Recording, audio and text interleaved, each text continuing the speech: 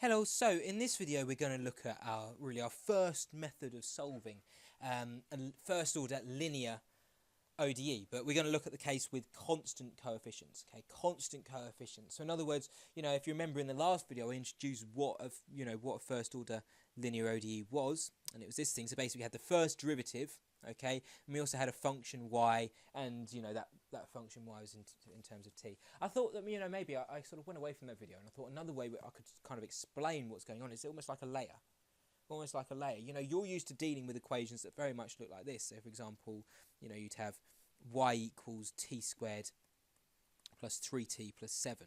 Okay, but now what we're doing is we're looking at equations that use this function. So use this function here, okay, and so it's almost representing this, and we're just representing this right-hand side just in terms of a y, okay, so we're just looking at a y, but also its derivative as well. So it's an equation which kind of links this function and also its derivatives as well, all right. And the whole point is that kind of we start with the equation that links the functions and the derivatives, okay, and we try and find out what that function actually is, okay.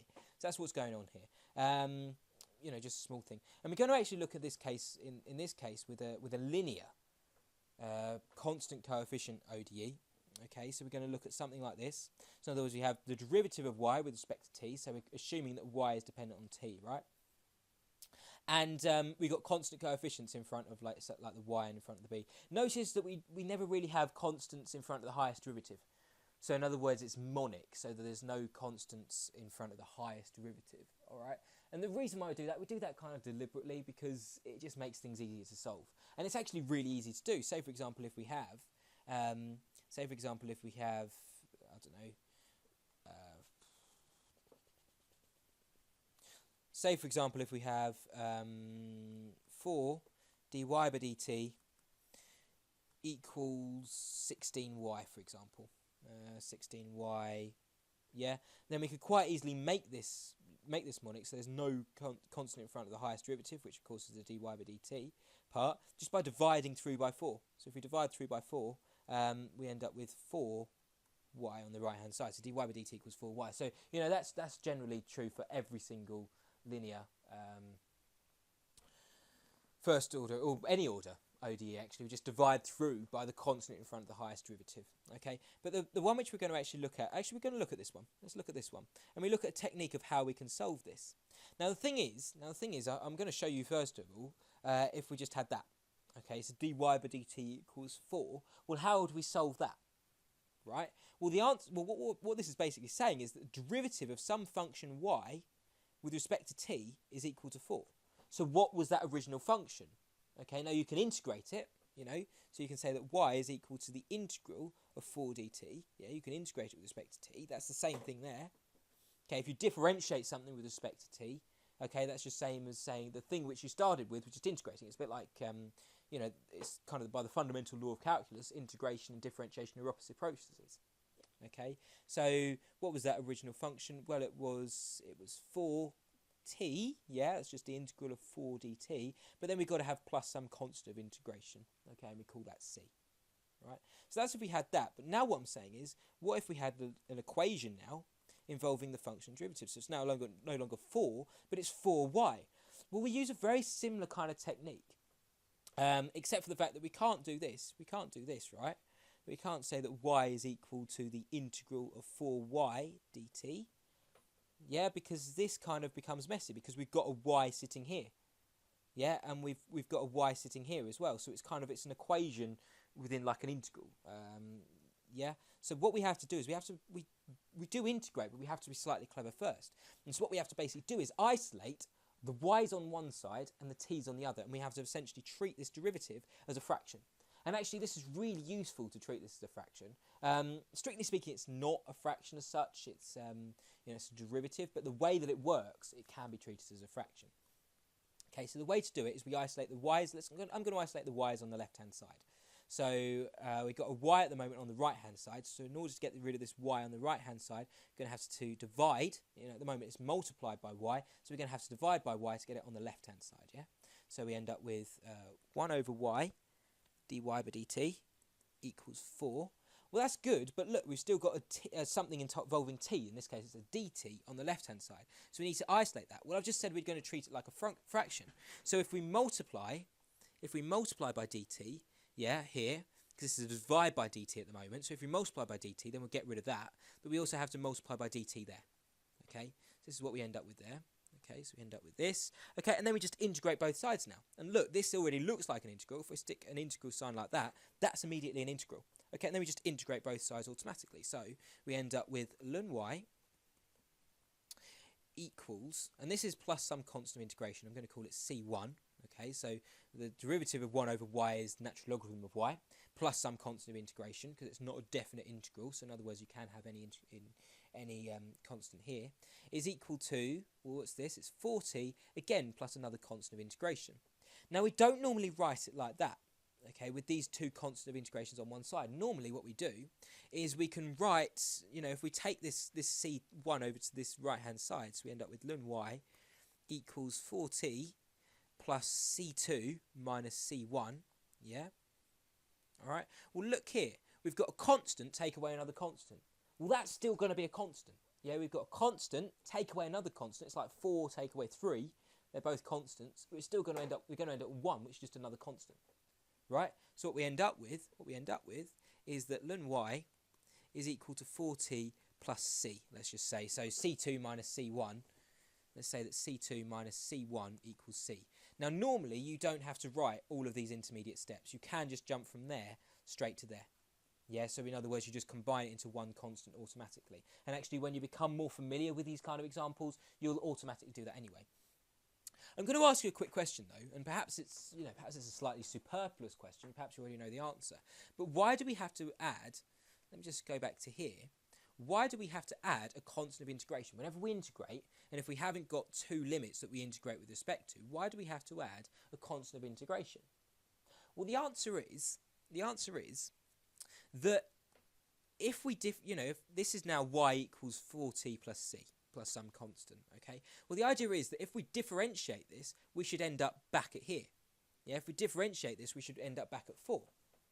Well, look, let's say if our constant of integration, was, say, 6, okay? So I've just said that my constant is 6, right? Well, if I differentiate this, I'll end up with 4. Or maybe if I put it another way, maybe if this constant of integration wasn't here. Maybe if the constant integration here. So I'm asking, what's dy by dt of 4t? So what's the derivative of 4t? Well, that's clearly 4. But now if I add some constant, let's say 6, and if I differentiate it, well, what's the derivative of this now? Well, it's still we're going to get 4 from here, and then we're just going to get 0 from here. Right, so it's still going to be 4. So in other words, that's the reason why we add the constant of integration, because when we differentiate it, the constant will disappear automatically. So we can have any number there. So in other words, when we integrate it, there may have been a number there originally. Does that make sense? Yeah, so in other words, if we differentiate this, then the constant will disappear. Okay, so in other words, when we integrate it, then we could have had a constant there. We may not have done, but, we could have had a constant there. So that's the reason why we add the constant of integration. Okay, because otherwise we could miss generally some values. Okay, so that's the reason why we add some constant integration. So hopefully that makes sense. I'm going to now do a slightly more complicated example and kind of run with this example now. So I'm going to end up with dy by dt. It's the same idea though. Dy by dt equals 6y plus 12. Okay, so now, whereas before we had dy by dt equals 4y, yeah, so in other words, we didn't have a constant added on. Now we've got a constant added on. We've got a plus 12. All right. So the idea is very much the same. We want to isolate the y's and t's. I'll just say again, this technique only works if we've got constant coefficients. All right. So here we've got constant 6, and we've got a constant there as well. So this works, okay, because we've got constant coefficients. And the technique for showing it, the technique for when it's not constant, is similar to this, and we're going to come on to it in the next video.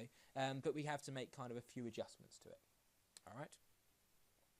Okay, so what I want to do now is try and isolate the y on one side and the anything not involving y on the other. Well, look, if I just subtract 6 from here, what will I end up with? So in other words, just take the 6y onto the other side. So dy by dt minus 6y, subtract 6y, yeah, equals 12. Well, that doesn't really work. It's kind of messy, because you want to basically end up because the y's are on the left-hand side, granted, but then we're going to have to multiply through by dt to get rid of this dt on the bottom. Well, we can multiply by dt to get rid of it there, but we're also going to have to multiply by dt to get through it there, and dt there. So that kind of, this hasn't really solved the problem. All right, so we're going to have to consider a slightly different technique, but it's okay, because look, we're just going to have to be slightly more clever, and what we're just going to do is we're just going to take out a 6 here. So we're going to have 6 multiplied by y plus 2. Yeah, now we can divide by y plus 2. Yeah, so now we can divide by y plus 2, so we'll end up with 1 over y plus 2 dy by dt equals 6, multiplied through by dt as well to get rid of this dt down here. Multiplied through by dt, and just integrate both sides like that. Okay, and now we've got it where we wanted. So this is kind of a standard technique. Basically, get all the y's on one side and all the t's on the other. Okay, when you get sort of used to these in practice, you realise that they're not actually that difficult at all. Now, this is simple. This integration here is simple because it's just going to be 6t, and I'm actually going to put the constant there. Okay, but what's the integration of 1 over y plus 2? Well, I mean, you really need to be good at your techniques of integration in order to do this. And there's loads of videos out there to be able to do this. But essentially, one of the ways you could do it is by substitution. So in other words, you just replace, u, say, for example, with the hard bit, a letter, let's call it u, with the hard bit. And the hard bit at the moment looks like the y plus 2. Right, so just replace it with that. And then just kind of take it from there. And you'll also have to make a substitution for dy as well. Okay, but I can just see that if I had, I know that it's going to, because it's 1 over y, okay, this here is my function, say, let's call it f of, well, it's going to be f of t, right? This is my function, and this is the derivative of my function on top. Because what's the derivative of y plus 2? Well, it's going to be 1.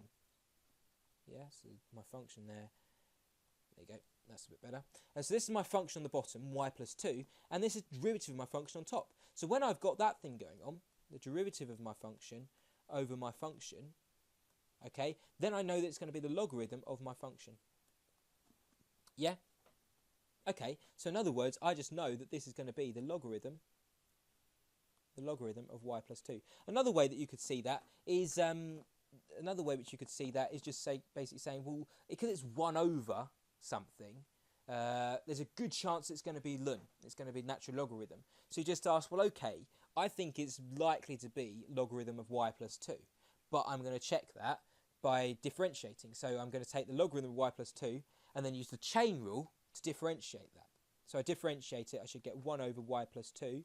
So the derivative of my outside, it's the Altiini rule, right? So the derivative of this thing multiplied by the derivative of what's inside the brackets. Okay. Right, and then we generally don't write this. We try to write it explicitly. Okay, at the moment this is written implicitly because we've got a function involving y on the left-hand side. But we want to try and get it isolated, so we've got y equals something just involving purely t on the right-hand side. That's explicit, so we can do that by raising e. So y plus 2. This is basically saying, what do I have to raise e to get y plus t? Well, if I just raise e to this side, okay, the logarithm of that is equal to that, so therefore e to that is equal to y plus 2, yeah, just logarithms, 6t plus c, okay, and then that implies that y equals, sorry, that was e to that, wasn't it? 6t plus c.